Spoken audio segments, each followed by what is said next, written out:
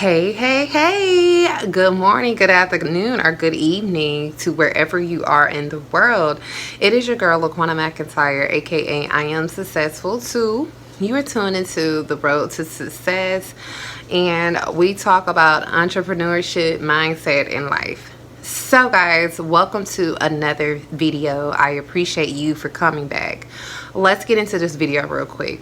We're talking about another video about the single life. Okay, like I am on a roll. I'm having so much fun talking about these topics, y'all. Like so much fun. Okay, today I want to talk about the pros and cons of being single.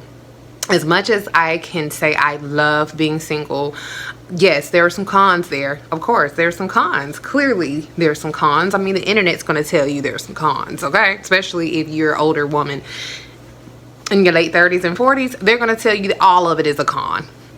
So, whatever. But there's pros and there's some cons. So, let's just talk about it, okay? So, I wanted to go ahead and I made a list, y'all, of my pros and cons.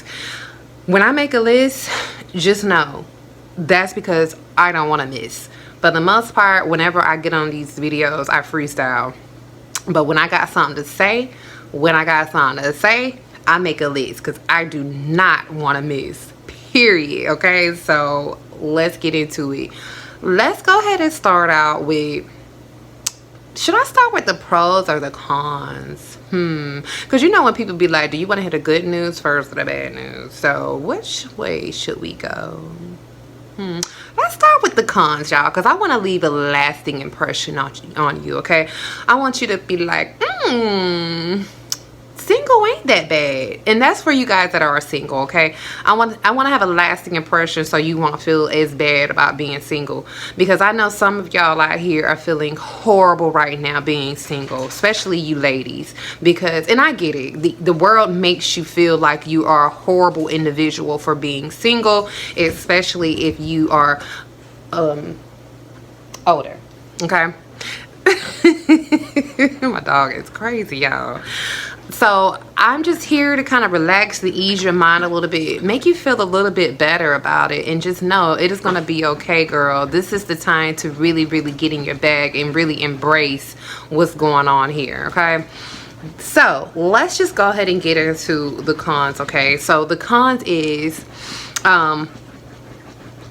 sorry, I always get like a notification on my phone every time I get into the video, and I get distracted every time. Anyway, social pressure. So yes, society puts a lot of pressure on people to be in relationships in their 30s. Let's just be clear. You may feel like that you're missing out and there's something wrong with you for being single, and that is the truth for a lot of us ladies, not necessarily men, for a lot of us ladies. Like, y'all, I mean, I know when I first became single, I felt some kind of way about it. I was like, what's wrong with me?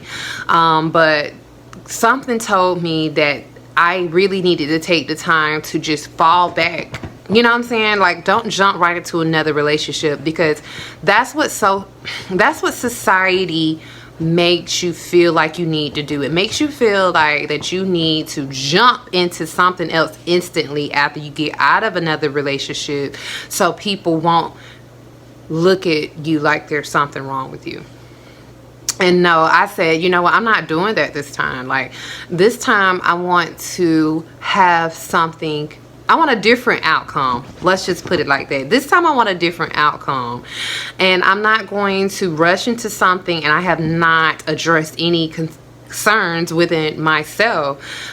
So yes, that is definitely a con of being single in your 30s. There's a lot of social pressure there. Like, man, especially from family, not my family. I love my family because they have not been questioning nothing, okay? Because they know me. But I hear a lot of girls that's in their 30s, and especially their late 30s and 40s and up, oh God, and God forbid you don't have any kids. It's like, oh, well, when are you going to give me some grandbabies and etc. So that's just putting so much pressure on you, and it's making you look at being single in a bad way because of all of that pressure. Like, yeah. So let's get into the next con, loneliness, okay? Loneliness is a real thing while you're being single. Yes, okay? So if you're not surrounded by a strong support system of friends and family, and And for some, you can have friends and family that's around you. But if you don't have a man or a woman that to lay up with every night, you feel like you're alone, and you feel like, oh my gosh, I don't have nobody. God forbid it's the holidays and you don't have anybody, and you feel even more lonely. That can very well be a thing. I will say this though, for me, as I started, embracing my singleness, and I started embracing friends and family more, the loneliness didn't feel as bad. I know people talk down to this and they want to call you the cat lady if you get a pet, but y'all, it's true. If you get a pet, that helps too. I'm just gonna be real. Ignore people calling you the cat lady. Just ignore it, okay? Having a dog is just having a pet. It is what it is, y'all. Like, people get on my nerves with that. You know what I'm saying? It's just having a pet. It's nothing wrong with having a pet. Jeez. Anywho, so, but yes, even I get lonely, y'all. I get lonely. Because we're human. We desire emotional support from a significant other. So I do want to say, yes, being single does come with loneliness from time to time. But I recommend, again, getting you a great support system, some great cool friends, and getting into finding purpose if you don't already have it. Because if you keep yourself busy doing things you love and enjoy, you're not going to always be thinking about not having no one there with you, okay? But just know that lonely feeling is temporary, because you are going to find someone eventually. But the main thing is, I don't want you to feel lonely throughout your entire singleness. I want you to, again, really embrace the things that you can do to start improving yourself. Okay, so let's get into the next con. So the next con are dating challenges, okay? And again, we're specifically talking about being in your 30s, because it's just different. And I say 30s because I'm in my 30s, but this is clearly going to go for anyone who's older than that. All right, but yeah, dating in your 30s can be very, very tough, especially if you're looking for a serious relationship. You may face rejection, disappointment, difficulty finding someone who just shares your values. And this just goes back to what I was saying in a previous video. The older we're getting, the more you're gonna have baggage for a lot of us, the more trauma you're experiencing, because some people in their late 30s and 40s have already been divorced a few different times, has been in a few different failed relationships, and a lot of us don't believe that there's anything wrong with us. So we're not healing ourselves. We're just going from person to person and traumatizing them with our hurt traumas or whatever, with our pain and rejections. A lot of us have become narcissists, manipulators, abusers, and you don't even realize it. You don't even realize it, and you have no business in these streets dating. Okay, so yeah, just know that whenever you get older, that's going to be some challenges. That's why when you get in your 30s, 40s, and etc., it's harder and it takes longer to find someone, because again, we've been through so many breakups and failed marriages or relationships that we get to the point where we don't trust nobody. So that's definitely a challenge, and it is a con. It absolutely is. The next one is definitely something that people are going to bash you about if you don't have any kids. Your biological clock, okay? We always hear, your biological clock is ticking. What are you waiting on? What are you waiting on? So, yeah, there's a lot of increased pressure with that. Very much so. Again, for me, by the grace of God, the people who I'm surrounded around, I'm gonna be honest, I had nobody making me feel bad about not having kids in my 30s until social media. Like, no one in real life bashes me and makes me feel bad about that, because they know me, they know my personality, and it had nothing to do with me being undesirable or whatever the case may be. Okay, and y'all are so rude on here, by the way. Y'all talk about how people are worthless because they don't have kids in their 30s and 40s. How do you know that this person could bear child? Some people may not even be able to bear child. So people, start thinking before you start saying little stupid ignorant comments like that. By the grace of God, I don't take offense to things like that, but I just, I pray for, the hurt souls who thinks in that kind of way. Okay. But yeah, being single may mean you're not in a position to start a family, which could be a source of stress and anxiety for a lot of us. Like, I thought about this, y'all. Like, I'm 38. I don't have any kids right now. And if I decided to have a child, let's say even at 40, I mean, by the time my child turns 10, I'm going to be 50 years old. And I know to a lot of people that's like, ooh, girl, you still want to have a baby? Yeah, I do actually. I do. I don't think about that, I guess. I don't think about how old I'm going to be. I mean, I know they say, well, your body can't handle a child after 35 and they consider a geriatric pregnancy. But I am so grateful that I'm a believer of the Most High. I'm a believer of God. I really feel like if it's in the cards and it's meant, I will have a healthy child, and I don't care about how old I am or how old my child is going to be, so I would definitely say it's a biological clock if you're looking at it from a worldly perspective. But if we want to think deeper on a spiritual level, sis, don't worry about that. Please don't worry about that. It'll happen in its perfect timing. Okay, financial instability. So I say that because people say being single, you would have more money, especially if you don't have any kids, because all the money is yours. But 2 incomes are better than 1. So let's just be clear. Like, if you have somebody else in the household or a significant other spouse that's helping you contribute to bills or whatever the case may be, that's going to always just be a lot better. Being single, I mean, you're taking on all of the responsibility. I mean, you really are. You're taking on everything from the household bills to when things break, car issues. It just takes a whole nother level of being responsible, okay? And I do find from time to time being single that I have to step into my masculine energy, which I don't care for doing. And that's why I am open to being in a relationship. I want to have a husband, because I love to be a feminine woman, and sometimes I'm just like, I don't want to do that. I don't like, I just don't want to do that. So that's a con, financial instability, and just as a woman having to do certain things that a man could be doing for you. So yeah. Next is emotional support. So relationships does provide emotional support, companionship, and that can lack a bit.